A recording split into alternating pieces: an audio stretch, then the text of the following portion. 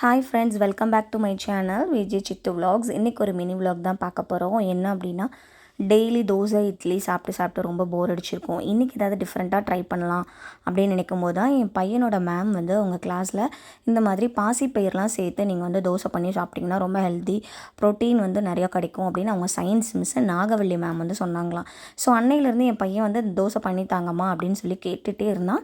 சரி, நான் பண்ணித்தரேன்டான்னு சொல்லிகிட்டே இருந்தேன். ஆல்ரெடி ஃபஸ்ட் ஒன் டைம் நான் பண்ணேன், சூப்பராகவே வந்துருந்துச்சு.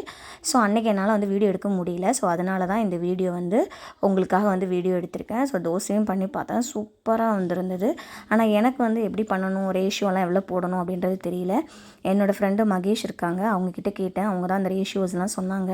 அதுபடி ட்ரை பண்ணேன், சூப்பராக வந்திருந்தது. ரொம்ப கிறிஸ்பியாக யம்மியாக பசங்களுக்கு வந்து ரொம்ப பிடிச்ச மாதிரியாக இருந்தது. டெய்லி வந்துட்டு கோதுமை தோசை, மாவு தோசை, ரவா தோசை, பூரி, சப்பாத்தி இந்த மாதிரி போடுறதுக்கு இந்த மாதிரி டிஃப்ரெண்ட்டாக ட்ரை பண்ணும்போது பசங்களுக்கு ரொம்பவும் பிடிக்கும்.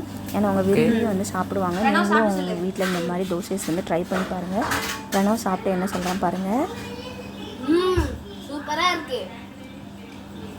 இந்த தோசை பண்ணுறதுக்கு நான் என்னென்ன பருப்புலாம் எடுத்துக்கிட்டேன், எவ்வளோ அளவு எடுத்தேன் அப்படின்றத நீங்கள் தெரிஞ்சுக்கணும்னு ஆசைப்பட்டீங்கன்னா கமெண்ட் பாக்ஸில் கமெண்ட் பண்ணுங்கள். நான் உங்களுக்கு நெக்ஸ்ட் மினி விலாகில் அதை அப்லோட் பண்ணுறேன்.